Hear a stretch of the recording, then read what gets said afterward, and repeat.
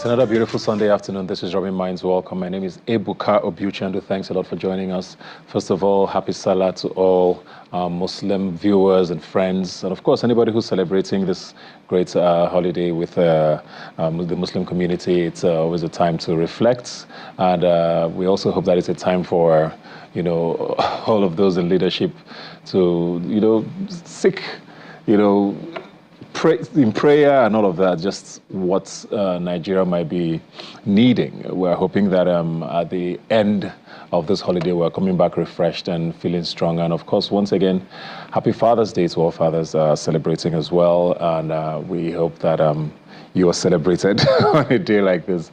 We don't get that very, very often. 1,000 as minimum wage, and that seems to still be a bit of a contentious point for both parties. So we're hoping that by Wednesday, or maybe tomorrow, I don't know, whenever the NLC decides to address us, things will be normal. We also had a rough week with football. The Super Eagles didn't particularly deliver on the front with regards to World Cup qualification. So a lot of Nigerians are not particularly feeling positive about our chances for going to the World Cup. But all in all, last week we did celebrate Democracy Day. 25 years of the return to democracy. June 12th has become the new date for celebrating democracy from May 29th. And things have been a lot of talk did happen. We did hear an address from Mr. President, and we're going to be starting off the show today. On that note, I'm joined here now by Olufumi Olaoshun. Thanks a lot for being here today. Thank you so much for having me. Did you celebrate Democracy Day? What was it like for you? Because a lot of people thought, on the one hand, there was nothing to celebrate, considering that a lot of people have said that we're going through an economic crisis of a generation that is heavy. But on the other hand, it's 25 years, it's a significant number, and we're here regardless of how things are happening. How did you feel about the day? Well, if you look at how far we've come and what brought us to this point, I think it's actually something worth celebrated. I mean, if you go back in time, you go back in history, you look at all the struggles and what the nationalists of old tried to do to ensure that we have what we have today, it's actually worth celebrating. Of course, there are challenges, Nigeria is a very unique country in its own, but there have definitely been things to look forward to, and we can only keep the hope alive. That's the thing about it. And I know at this time, it definitely looks like there's nothing to look forward to, but we have to keep the hope. We just have to. And on a day like this, we have gotten sort of a tradition over the years, at least the one tradition that remains. We don't get our presidential media chats anymore. We don't get a lot of, interviews from our leaders anymore. Yeah. But it looks like at least Democracy Day broadcast at least happened. And a lot of people were not particularly excited listening to the president, because we had, once again, almost a rehashing of all of our problems. We had sort of, okay, we're working on policy promises still.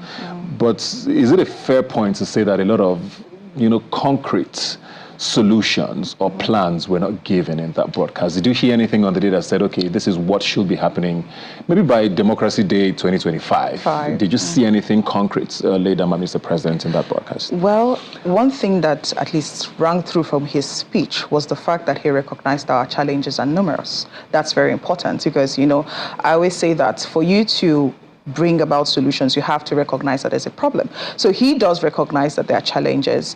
And based on what he said, at least his speech, just like what he says, things that we've heard, and it makes for good talk.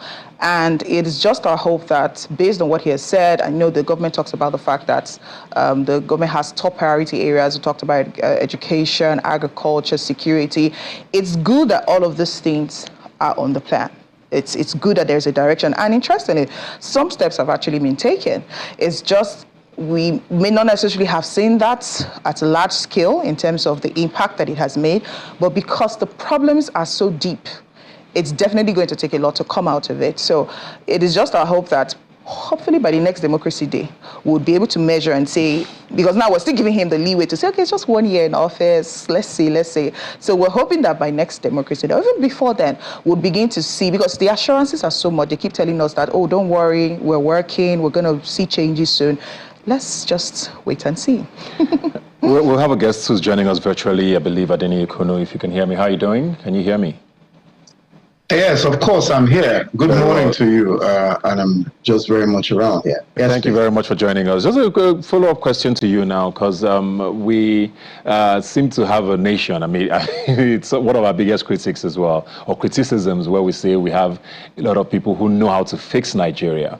And, you know, we see all of these opinion pieces written. The one thing Nigeria does not lack is policy. And the one scary thing for a lot of people as well is the fact that, you know, when people are in opposition or out of government, they seem to know all the answers to this, to our problems. With the government in power now, they spend quite a bit of time in opposition.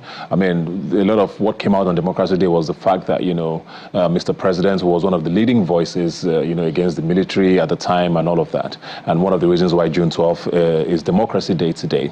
Looking at, you know, like I said, the speech that was given on Democracy Day, a lot of people might say, okay, a few ministers here and there are doing well. The Minister of Works seems to be getting a lot of attention. The CBN governor seems to get a lot of attention as well, even if a lot of the policies might not be ringing through for people. There was an expectation of sort of a reshuffle or something along those lines from the president, because he kept saying, you know, from the day he got into office, if you don't perform, you're going to be shipped out. Are you happy with the way things are looking? I mean, ministers not performing per se. And was that an expectation of yours as well?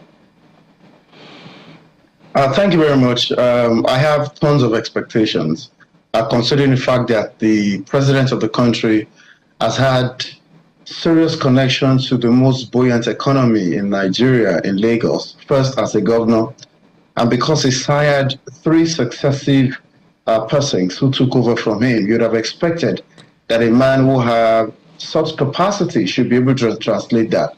But again, it's a learning curve for President Bola Ahmed Tinubu, because the economy of a state is far, far, far less than the economy of the entire country. We are the most populous black nation. And according to records, we are the most diverse black nation in the world. And that's a given. But let us also look at how the president, who in the midst of all his troubles leading to when he eventually got the mandate of the people, assumed office, you know, there are certain discretions every leader must take. Quite frankly and admittedly, any political position is not easy around the world. But one fundamental is to be careful with utterances, because there has to be an understanding of the society where you actually have the position of leadership. The 29th of May address of the president was the first step taken wrongly when he announced before the due date of the removal of subsidy. I think there should be a respect for what your predecessor has put in place, and that unsettled the polity. It went ahead to want a situation where we have more or less like a united foreign exchange market, where the black market and other markets have unified exchange rates. That also, you know, came in his face. You talk about the removal of the subsidy itself, that itself ballooned in his face. Now, intentions could have been right, but the utterances unsettled the policy, considering the fact that Nigeria is peculiar when it comes to policies. So that took us some time. So if you're talking about the policy steps he took, whatever the intentions were, intentions are usually known better by supernatural forces. But as existential beings that we're supposed to be, we subject whatever utterances, whatever policies and strategies to, quite frankly, serious scientific, you know, scrutiny. And we found out that those utterances were wrong, and the policies were also faulty. But that being said, there are also other things he made mention of. You know, the first few paragraphs of the speech he put forward, I saw that he gave credit to the founding fathers and, admittedly, founding mothers of this country. And if you go back and did a proper review of what the founding fathers or the founding leaders of this country put together, they were mindful of how policies can affect people. They were mindful of taking a wrong step, because that is going to have inter- and intergenerational impact. And I think that this generation must be very genuine with regard to whatever it is that they do for the people of the country, especially when it comes to the legacies they put down and the policies they put forward.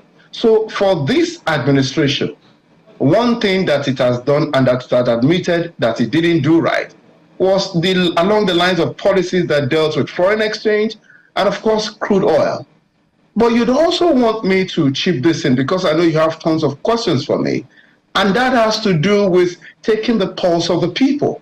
Anytime there's a policy somersault and there are reactions, and it appears as if the position of government has gotten to a stage where it's beginning to affect the average person, it is important to actually take certain steps back and consider how holistic has been this policy, especially as it concerns two basic things: inflation as well as food inflation. At the moment, we have in excess of 34% inflation in the country. We have, connected to inflation, the fact that people are actually not getting what they should get according to what the rule book says. The issue you opened with, Obina, is very important. You talked about the impasse between government and labor. The impasse between government and labor is also something very, very important. And until we realize that that itself can cause instability in the polity, because oftentimes such policies of government result in what is perceived by investors as a government that means well for the people. Whatever people do in terms of political leadership that doesn't impact the average citizen of the country rightly is, quite frankly, an assessment that will not be able to get the credit of about 40% out of 100. Sorry to cut you in. I just want to quickly chip something in, because I mean, I hear you and a lot of us feel this, but I mean, there's always a counter argument, especially from government, and I want to know if you think they are valid. Because first of all, there's been this talk about, a lot of these things can be fixed in a year. We do know how bad things were with the last administration. A lot of this free fall started with that with that administration. We're here now. On the one hand, isn't credit supposed to be given to them for the fact that at least they're trying things? They might not be working or working as effectively as we want them to, but at least things have been done. There's no gainsaying the fact that Nigeria is very broke, where there's really no money to do anything. But the government is trying to do things. Do they get some credit for that? And we've seen the CBN governor for at least, he tries something, it doesn't work, he takes back, he tries something else. A lot of them are not working, but at the same time, I guess my question is, do they get any credits for at least trying to fix some of these problems? Of course. Let's be factual here. There are certain credits that should go to the administration, because that is also very important. Now, one of the things you said that I admit has been going in certain direction would actually be, the Ministry of Work that has been gaining, as it were, some kind of attention. There's a lot more to do, especially regarding the Lagos-Calabar coastal line, regarding how certain buildings were demolished. At some point, they decided they are going in a direction, then later on, they retracted. That would have been a very good way to hold certain things down, because the plan for the Lagos-Calabar coastal line is actually a perfect one. But what are the issues surrounding it, particularly houses that have been demolished and the compensation? While the plan to build is interesting, is supported, you also must understand that there should be rightful compensation. That is one part. Let us also look at the Immigration Service, the Ministry of Interior. Across the world, I've sampled opinions regarding how passports get done, how things get done, the wait time and all of that. I think that is also commendable with regard to what this administration has done. If you look away from that and you want to talk about the central bank, we would have given the central bank certain kinds of credit.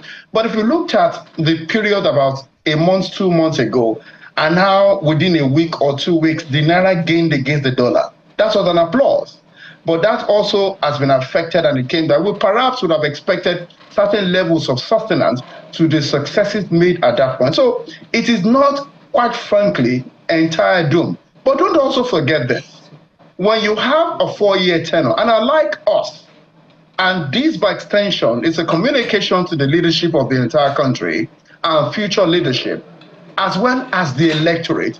Let us stop this 100 days in office achievement, 1 year in office achievement. Try as much as possible to be modest in the fact that you want them to have the impression that you will deliver on certain terms of reference expected of you on certain documents that you are aware of. So I think that this tenure that we've given to them is 4 years. They've done one, they're on the second. And if at all we're to even do an assessment, can we hold our breath and allow the administration work? So when they cross the 2-year, 3-year mark, the closer they are to exiting the office, the better we are when we bring out the dossier of certain things that they've done.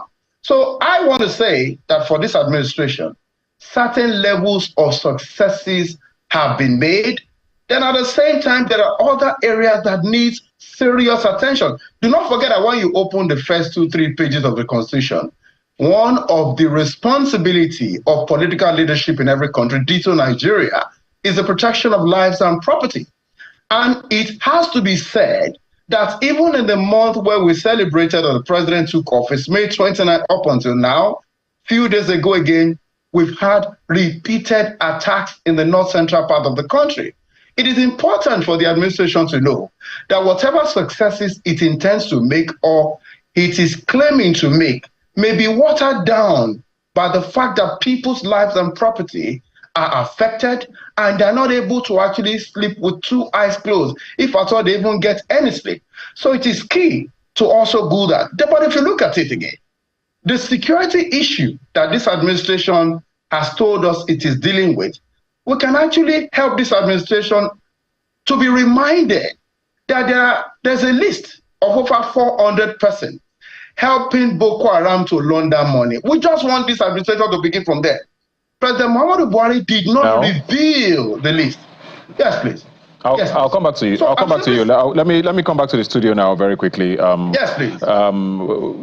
You've been hearing him speak. I'm also joined now by Mola Oluwashola. Thanks a lot for being here today. Let me come back to you very quickly now.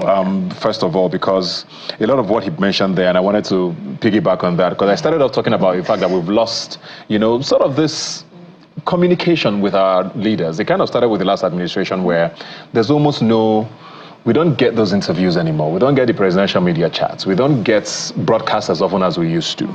We also have come to a point where it looks like even the legislature is starting to detach. We had a national anthem sort of taken away without a public hearing, nothing. It just happened, we blinked, and we had a new anthem. We're hearing now about the president's tenure being reversed to 6 years. I remember the last time it happened under President Obasanjo was a whole national debate. Sure. Now we're at a point where a lot of these things just happen almost without consultation to the people. For a democracy that is supposed to be maturing, it feels like we're regressing, doesn't it? Well, sometimes you ask questions I want to throw us under the bus. But, well, I do agree with what you have said so far, because when we talk about democracy, I mean, there's something we all quote, government by the people, for the people, and it's important that the people are involved in every process along the way. But looking again, I told you I'm an historian, so I'm very big on history. Looking back from where we're coming from, it's very important to see the progress we've made.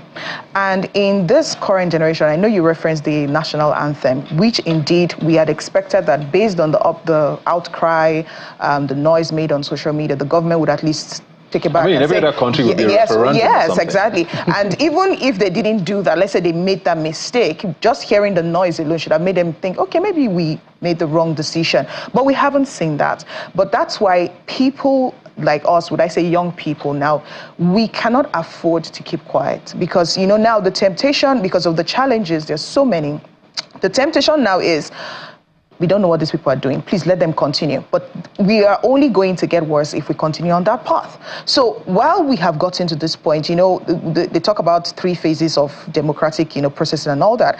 And while we've moved past the first and second phases of saying, okay, we've been able to take over our role, we've been able to come into a party, we're not talking about consolidating the gains of democracy, which is where we are right now, which to a large extent, we may not necessarily have seen that. So it's left for the people to keep allowing their voices to be loud, rather than saying that since the government is not hearing us, we're going to stop speaking. Because the minute we stop speaking, we definitely have gone back in time. So we need to stop speaking until we get what we want, or we see what we want to see. It may take some time, yes, and the challenges, as we've said, they just seem to be increasing every day, but we definitely have to keep speaking. So we haven't really regressed, if you look at it in historical context, but there's so much more that needs to be done and can be done. And with the example that you gave, it's almost taking us back again in time, because just like you said, there should have been certain things in place before you come up and say you want to change, because that's literally our identity. It's like coming up and telling us, okay, our flag is no longer green, white, green. Who knows, maybe that might be the next one. The way things are going. But yes, yes. Well, I'm following up from that, because I don't know if you agree with her or not, but I mean, still speaking of democracy, and 25 years of democracy, there's also been the argument, for as long as I've known, to be honest, about the fact that this presidential system is not properly suited for Nigeria. Besides the fact that we are a little too large and complex for us to operate this system, there's also the argument about how expensive it is to run this. Well, there's been talk, so do we go back to the parliamentary system? There's a constant talk about regional governments. But of course, once you talk about restructuring, everybody gets jittery for some reason. And a lot of this, talking about regressing as well, and how Nigeria seems to be, honestly, factually moving back. Let's look at the GDP, for example. I think we hit our peak sometime in 2013, 2014, at 520 billion, our GDP in 2014. Today, the IMF has said that by December, we're going to go down to 253 billion, and the fourth, not second, not third, fourth, Algeria has a higher GDP than Nigeria at the end of this year. Is democracy working the way we're doing it? Of course, we all want democracy to work. We all want democracy for Nigerians, but the way we're practicing it, is it working? Okay, so my opinions will be, first of all, as I'd say a realist and someone who is usually optimistic. So when we come to the conversation of GDP, I think it's more of reality. I think it's the effects that had a major impact on our GDP. And that was also knowing what really the value of the Naira is. So we're living a lie all this while. Yeah, so I think what has happened is because we pegged FX at a definite amount, we didn't know exactly the value of the Naira. We didn't know what harm was either happening to the Naira or not. Everybody was just working with a fixed rate, though the black market had its optics. So I think that GDP conversation doesn't mean Nigeria was not as big. It's just that because our currency lost a lot of value, then we dropped. So I think what we're actually facing is a little bit of reality based on the harms that have been done to our economy and the currency that we were not aware of. So I think that just helps us face the reality and now face the long-term gains of what gains or whatever would happen. So I think that's the reality of the currency. So when it comes to democracy, whether we're making progress or not, so I think you talked about the Constitution, and I think the Constitution was not built with the complexity of Nigeria at the time it was built. So I agree that we might need a constitutional review, but leadership is complex. And the whole process of a constitutional review is complex. So we really cannot tell what direction it will go. But I actually agree that we probably need a constitutional review. So have a better constitution that is taught, that is planned for the complexity of Nigerians and the way Nigerians need to be governed to make for good progress. There's a lot of people that will say, well, we've had, how many constitutional panels have we had in the past, We have two major ones. We had one that was really expensive, we had, the Obasanjo one was very, and all of that, those documents are somewhere, do we go back to those? Why is there a constant need to have all of these panels and policy without implementation? And like you said, a lot of these processes are very complex. Anything with the Constitution now is going to take the National Assembly, God knows how long, and state assemblies have to also have their inputs. A lot of these state assemblies are barely standing, if we're being honest, So is that process looking feasible? Because with the way Nigeria is at the moment, you and I definitely agree that we are almost at a crisis point where, whether it's economically, look at the unemployment figures, you look at inflation figures, you look at just how, for want of a better word, it looks like divided along whatever lines tribal, religious people are, especially in the last couple of years, So something needs to be done. A lot of these things are long-term fixes.